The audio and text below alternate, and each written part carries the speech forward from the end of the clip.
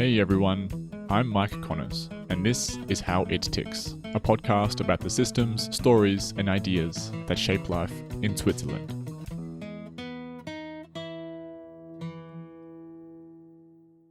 My guest today is James Blake Wiener, a renowned world historian, writer, and a co-founder of the World History Encyclopedia. James's extensive research and engaging writing brings history to life, often focusing on cross-cultural exchange and the untold narrative of key points in time.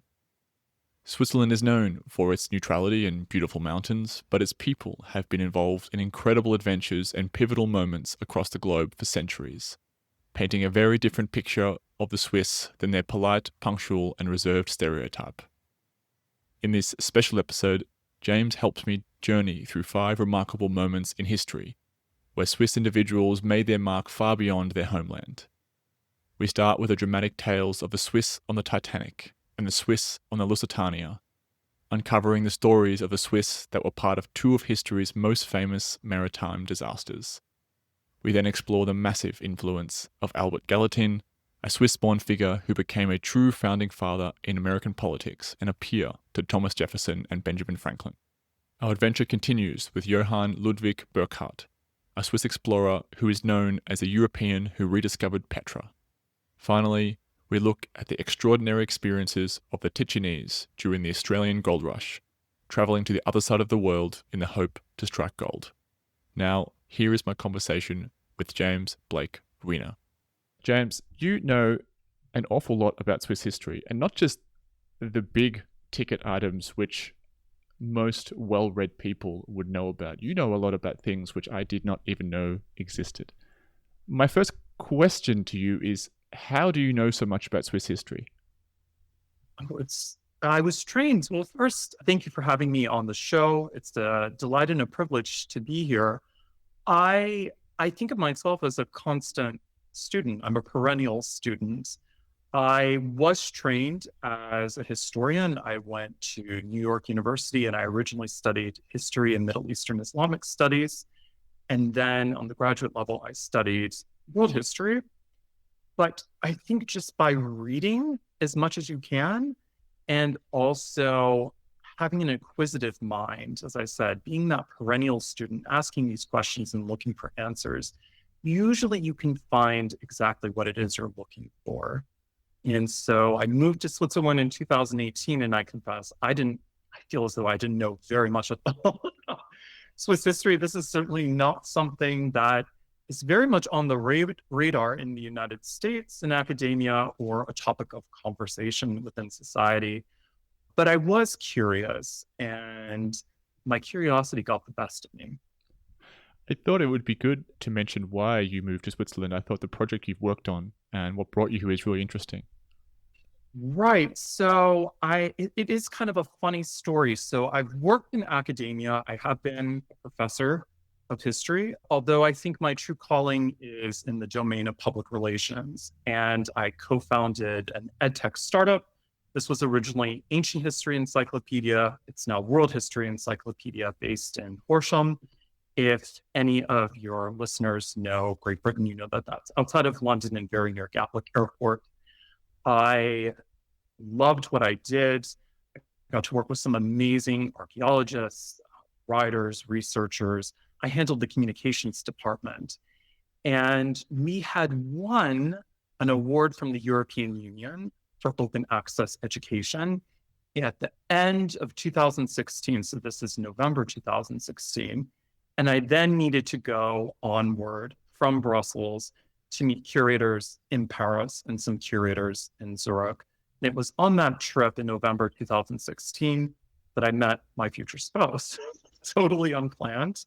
We had a whirlwind romance. We met in various parts of the world, including the United States. We were in Spain together, also Russia, before sanctions. This was before the war in Ukraine. And I moved and relocated to Switzerland and got married in July 2018. So that is what ultimately brought me here. Now, to set the scene of this episode, so amongst a number of really beautiful articles which you've written on the Swiss Landesmuseum blog Yep. site, Yep. I have selected 6. And the reason I selected these 6 amongst all of them is because they particularly stood out and cover really interesting parts of global history where I really did not expect the Swiss to be involved, and therefore really thought it would be worth spending a bit of time talking about them. And for the listeners, this will be a bit of an experimental episode as we attempt to thread the 6 of them together in a fluid conversation. Let's see how we go. Let's do it. So, starting with the first one is none other than the Titanic. Can you explain to me the relationship between the Swiss and the Titanic? This is something I found very interesting too. You have passengers and crew members who are of Swiss origin on the Titanic. You have passengers sailing on the Titanic in all 3 classes, in first class, second class, and third class. And you have some crew members as well, so stewards and stewardesses. And this really surprised me.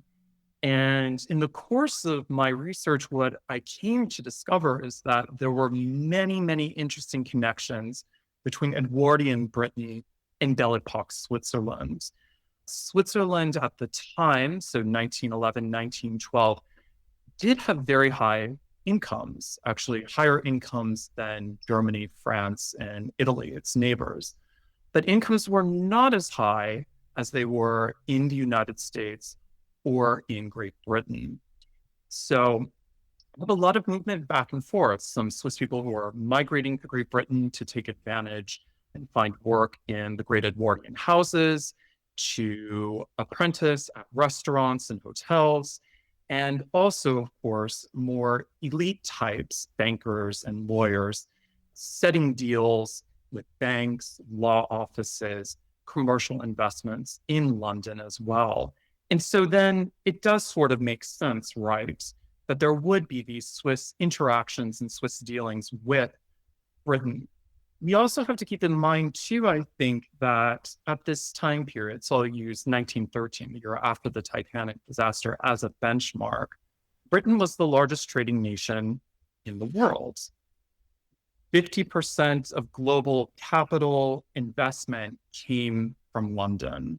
So there are tremendous opportunities in Great Britain for Swiss of all classes and all backgrounds. The largest number of Swiss on the Titanic, actually, we can say this was in a special restaurant. This was in the a la carte restaurant. And these Swiss were mostly from Ticino and from the Romandie.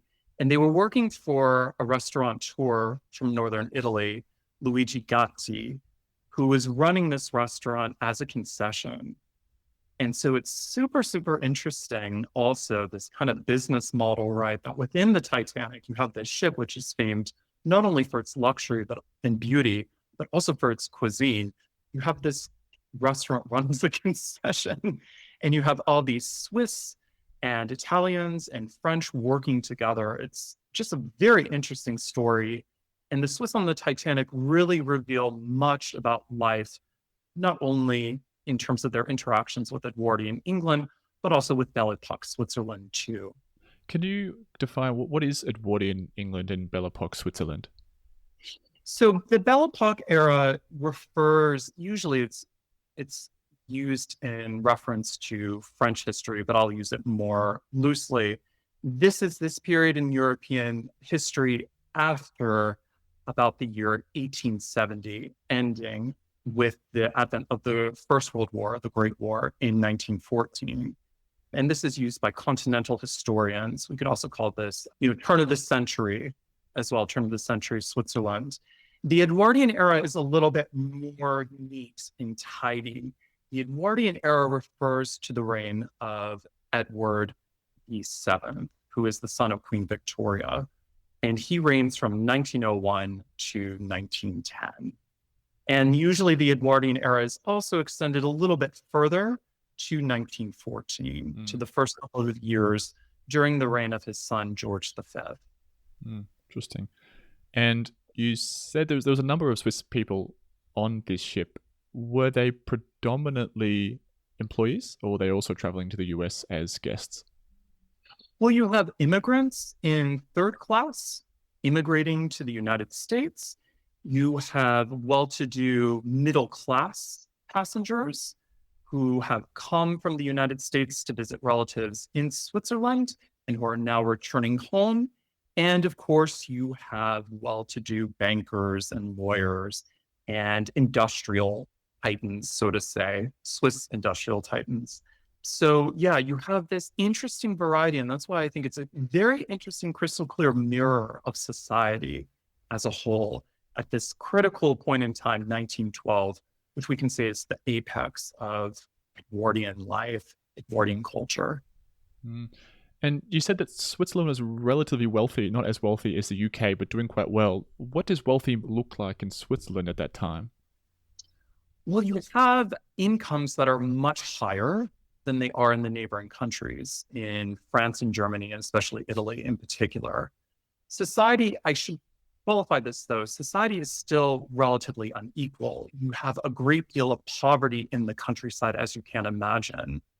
And if you're a farmer in a poor alpine valley that's overpopulated, the United States looks much more appealing than staying in Switzerland. Also, Great Britain can look more appealing too if you're an unskilled laborer. Those salaries and those wages are still pretty low, and you can make much more money in Great Britain or in the United States by comparison. So we should be careful about levels of income and reading too far into that. It's hard for me to imagine what the impression of the US was like at this time. Before they made their mark on World War II, what was the impression of the US like to, I guess you can say, a European or Swiss in this case? Is it still this magical place that anything can happen, or is it before that image is there? Yeah, I think you still have, especially amongst immigrants yearning for something new, America is the land of wishes, hopes, and dreams. Mm. It's the country where the streets are paved with gold, where opportunity is on every corner, right? And so there is tremendous interest in the United States. Also, we need to keep in mind when we speak of this era of widespread and mass migration from Europe to the United States. So between the years, say 1830 to 1930, where you have 50 million Europeans leaving Europe, migrating primarily to North America, but also to South America. Think of Brazil and Argentina. And also 3 million go to Australia and New Zealand.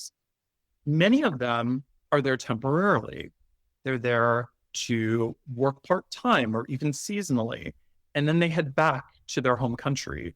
And this is true of some of these Swiss immigrants as well. And so when they return home, they talk about the United States, the differences, what they liked, what they didn't like. So people are learning about the differences, the similarities, and also the opportunities that could await them and how their lives could improve potentially if they were to immigrate to the United States. Mm.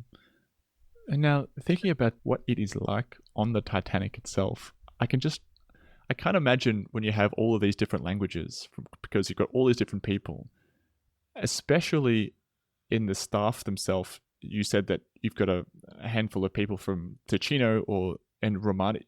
How are people communicating? This is interesting. So within the White Star Line and also the Cunard Line, the Cunard liners, I should add, are Mauritania and Lusitania at this point in time. For White Star, it's Olympic and Titanic. There is this unspoken rule that British nationals get preferential treatment in the hiring process. So they did prefer to hire British nationals, so people from Scotland, Ireland, Wales, and England. Nonetheless, if you were Swiss and you had naturalized in Great Britain, or if you were married and had a British spouse and spoke English, you were pretty much allowed in. So most of the conversations were in English. You have to keep in mind, a lot of these young migrant workers had moved to England. They had spent time in England. They had picked up the language by then, and they knew that they had to have a high degree of mastery of the English language if they were, for example, to work as a steward or stewardess, or even in Gaddy's restaurant. Practically speaking, for a 23-year-old from Basel, how do you actually go ahead and apply for a job on the Titanic? In Well, I mean, you have, and you still have this today. You have chain migration and you have immigrant networks. Something that I found so interesting, especially with the case of the Teach-in-S in Great Britain. So around the year 1880, there were over 150 Teach-in-S shops and cafes in London. So there is a network. Mm, Also, you have networks based on your local village or Gemeinde and family networks too. So if you have an inn, if you have an aunt or a cousin working on a White Star liner, sometimes you can get lucky and you can get an inn. And this is how these networks work. was the expectation of quality really high end?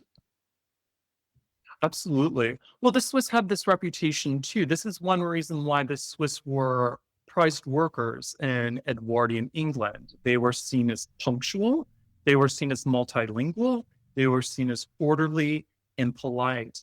And these are all values that the Edwardians esteemed greatly. I know that the Austrians have a very strong reputation when it comes to hospitality. Was that also the case for the Swiss? Absolutely. So there was a stereotype that the best hotel keepers were Swiss Mm. in Victorian and Edwardian England. And of course, the British had seen, because of their travels to Switzerland, just how effective and how orderly the Swiss were. Of course, it's this kind of flood of British tourism that engenders the Swiss tourism sector in the mid 1800s. Now, specifically, of the different people, the different Swiss people that were on the Titanic, do any of them in particular stand out as a really interesting story to you? There were several. So as I said, I really was interested in these men who are working in Gaddy's restaurants. Of course, we have many more passengers than crew members on the Titanic, but the concentration of men in Gaddy's restaurant are certainly interesting. There's one woman in particular, though, who I really, really found fascinating. This is Emma Bliss, and she was a Romand lady who moved to England to work in a Victorian grand country house, think Downton Abbey-esque. And a few months after she arrives in England, she runs off with the butler and they marry. I mean, this could be a soap opera. This could be a miniseries on BBC or SRF. And they have this life, and it's clearly they're very much in love. There's not as much stability in the early years than there are in the later years. They have children, and she's working on a different White Star liner, and she transfers to the Titanic. She's a stewardess, I believe, in second class. And something that I really liked about her, she had the great perspicuity to realize something was really off after the ship struck an iceberg. And she abandoned her post. She got in the lifeboat, and yeah, she survived. And this is something you see with the Swiss and with Swiss immigrants. There is this resourcefulness, and there's this really interesting sense of urgency. They get things done. So I really liked her. Also, I do like Emma Sessinger. She was a maid, a lady's maid to this lady who's a bit demi-mondaine. She was the nightclub owner in Paris, Nat Aubert, who was the mistress of Benjamin Guggenheim. I don't know who that is, sorry. Benjamin Guggenheim, goodness. Oh, Benjamin Guggenheim is one of the wealthiest men in the United States at this point in time. And he's Jewish. And so you can imagine what a scandal that was, as this Catholic demi-mondaine nightclub owner, in quote, cavorting around with Benjamin Guggenheim, although they were in separate cabins. But Emma was put on a lifeboat along with Ninette by Benjamin Guggenheim, who did them fond farewells in German. And later on, she does go back to Switzerland, and she has this very interesting career. She marries, and she works at Yamoli as well as Globus in Zurich. What? I mean, these stories you just can't make up. They're so colorful. And this is why I loved my work researching the Swiss Titanic passengers. They just are larger than life. They're so colorful, but yet accessible too, and very humane. Humane, I think, is a good word to put it. I'm also just blown away by the level of granularity you know these people's lives. Where do you get this information from when you're doing your research? Well, you have a lot of books in French, German, and English. And Encyclopedia Titanica is a great resource, and it's online. The Titanic has been researched ad nauseum. I Mm. mean, the Titanic disaster is really part of the human consciousness at this point in time. So if there's something you really want to know, you can find it in a book or you can reach out and ask an expert.